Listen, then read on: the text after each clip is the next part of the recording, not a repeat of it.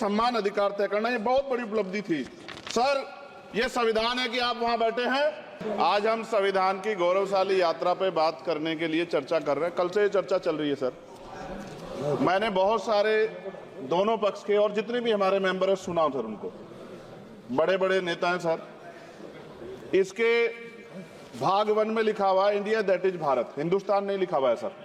लेकिन सारे नेता संविधान पर चर्चा कर रहे हैं लेकिन हिंदुस्तान ही कहेंगे, भारत कहने की हिम्मत नहीं जुटा पा रहे। ये बड़ा सवाल है सर कि क्या संविधान के हिसाब से बात रखी जा रही है। मैं धन्यवाद दूंगा फूले साहब बाबा साहब अम्बेडकर को और मेरे नेता मान्यवर साहब श्री काशीराम को। 25 नवंबर 1949 को संविधान को सौंपते हुए डॉक्टर बाबा साहब अम्बेडकर ने कहा था कि 26 जनवरी 1950 को हम विरोधाभास भरे जीवन में प्रवेश करने जा रहे हैं। राजनीतिक जीवन में तो हमारे पास समानता होगी, लेकिन सामाजिक और आर्थिक जीवन में असमानता होगी। क्या ये चुनौती आज 75 साल बाद दूर हुई है? भारत ने 26 जनवरी 1950 को संविधान लागू होने के साथ खुद को एक संप्रभु लोकतांत्रिक और गणतांत्रिक राज्य होने का ऐलान किया। लेकिन सर उस समय संविधान की स्थिति ये थी कि जैसे गांव का कोई आदमी, मैं 50 की बात कर रहा हूं, वो 50 साल पहले शहर में आ जाता और बड़े लोगों की महफिल में चला जाता, उस जहां वो खाना खा रहे हो, और वो टेबल पे नैपकिन को खा के जो है ये कहता कि ये तो फीका, क्योंकि वो जानता ही नहीं था, वो समझता नहीं था संविधान को, संविधान है क्या। संविधान उसके लिए महज दस्तावेज था। ये जिम्मेदारी थी राजनीतिक दलों पे कि वो संविधान को व्यवहार में लेके आते। और इसके इतने सारे आर्टिकल हैं, अगर इनको व्यवहार में लाया जाता तो मुझे लगता कि आज देश बहुत बदल गया होता। बाबा साहब ने कहा था कि लोकतंत्र भारतीय भूमि का केवल ऊपरी पोशाक है, उनके अनुसार यहाँ की संस्कृति अनिवार्य तौर पर लोकतांत्रिक है। भारत जैसे गरीब और गैर बराबरी वाले देश में संविधान के जरिए छुआछूत खत्म करना, वंचितों के लिए सकारात्मक उपाय करना, सभी वयस्कों के लिए मतदान का अधिकार देना और सबके लिए सम्मान अधिकार तय करना, ये बहुत बड़ी उपलब्धि थी सर।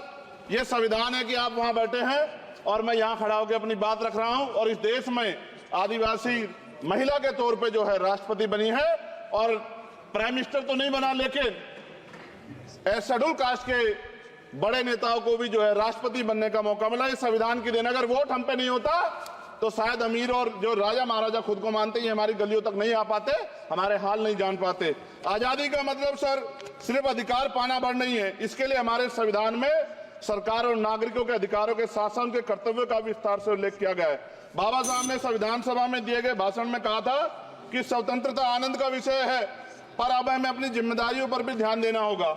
संविधान ने सुनिश्चित किया कि रानी के पेट से राजा जन्म नहीं लेगा, वोट से नेता तैयार होगा। आर्थिक बराबरी के लिए सरकार क्या कर रही है? गरीब और गरीब हो रहा है, अमीर और अमीर हो रहा है। सुबह उठते कहीं बम की धमकी मिलती, कहीं दंगे की। ये अमृत काल है सर, यह धमकी काल है। कितना बढ़ रहा है आर्टिकल 15 सर। भारत में आज भी घोड़ी चढ़ने बैठते होती है सर। क्या दलितों को यहाँ भी बोलने का नहीं सर? अगर सबको 4 मिनट दे दो, ये भेदभाव नहीं चलेगा दलितों के साथ। Time is 4 minute, don't waste भाई सर, आप क्या करो अगर सबको 4 मिनट दिए तो आप मना करो, मैं बंद कर देता हूँ उसको। क्या दलितों को सबसे आखिरी में नंबर मिलेगा और बोलने का मौका मिलेगा? क्या मजाक कर रहे हैं सर आप? नो, ये all independent people are having only 4 minutes. You take sir. Independent में अपनी पार्टी का मेंबर हूँ सर, और जीत के आया हूँ सर, किसी के दया में नहीं आया।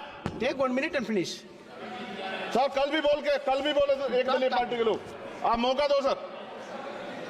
मूछे रखने पर हत्या होती है, महिलाओं पे, छोटे मासूम बच्चों पर रेप हिंसा होती है। एनसीआरबी का डाटा देकर डर लगेगा।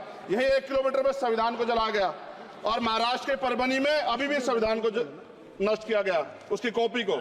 आर्टिकल 25-26 में संविधान में सभी को धार्मिक आजादी। कहाँ है दलितों की, मुसलमानों की, जैनों की, बौद्धों की, ईसाइयों की? छत्तीसगढ़ में सतनामी समाज को संविधान की अपनी धार्मिक आजादी के आधार पर जो है उनको अपमानित करके जेल में बंद कर दिया। संभल, अजमेर, अयोध्या सब इसका उदाहरण है। ये सरकार आलोचना डरती है। कितने लोग जेल में बंद है? मिरान हैदर, खालिद सैफी, उमर खालिद खान, सिफा खान, गुलफ्शा फातिमा और आजम खान साहब राजनीतिक विरोध में बंद है। सरकार यहाँ बैठी है, सरकार सामाजिक न्याय की बात करती है। बताए कितने दलित मुख्यमंत्री बना रखे आपने? 13 ज्यादा सरकार स्टेट में सरकार है। कितनी महिला मुख्यमंत्री है? आपकी सरकार ने सुप्रीम कोर्ट के आदेश के बाद रिजर्वेशन प्रमोशन में जारी नहीं किया, और ओबीसी को पॉलिटिकल रिजर्वेशन आप देंगे नहीं देंगे, आप बताने का काम करें। मैं 75 साल की गौरव यात्रा में हम एक सभ्य समाज नहीं बना पाए, इसलिए जाति आधार पर SC ST OBC के बच्चों को प्राइमरी स्कूल से लेकर उच्च संस्थानों में भेदभाव किया जाता है। सरकार निरंकुश होगी, कोई बुलडोजर से कार्रवाई करता है। कल मंत्री जी ने कहा हमने राष्ट्रीय पिछड़ा वर्ग आयोग बनाया, 69 शिक्षक भर्ती में उसकी सिफारिशों को नहीं माना। EWS के जरिए आपने संविधान पे, आरक्षण के प्रावधान पे हमला किया। 1 मिनट में खत्म कर रहा हूं सर। संविधान सर, न्यायपालिका में आर्टिकल 124 ये कहता है सर, ये अधिकार जो है, Sanjay sir ji please conclude sir 1 minute में प्लीज संविधान में न्यायाधीशों की नियुक्ति का अधिकार राष्ट्रपति के द्वारा होना चाहिए, अभी तक नहीं हो रही है। All India judicial service commission कब बनेगा? क्या चंद परिवार ही सर जज बन सकते हैं? और आज हम सर, मैं सरकार से सवाल पूछना चाहता हूं सर, सेवाओं में SC ST OBC वर्ग का कितना प्रतिनिधित्व है? भारत सरकार के मंत्रालयों के अधीन PSU में, बैंकों, बीमा कंपनियों में और स्वस्थायी संस्थानों में आउटसोर्स तथा कॉन्ट्रैक्ट पर वर्तमान कार्यरत कर्मचारी कुल कितनी संख्या है? आउटसोर्स और कॉन्ट्रैक्ट में कार्यबल SC ST OBC कितना प्रतिशत है?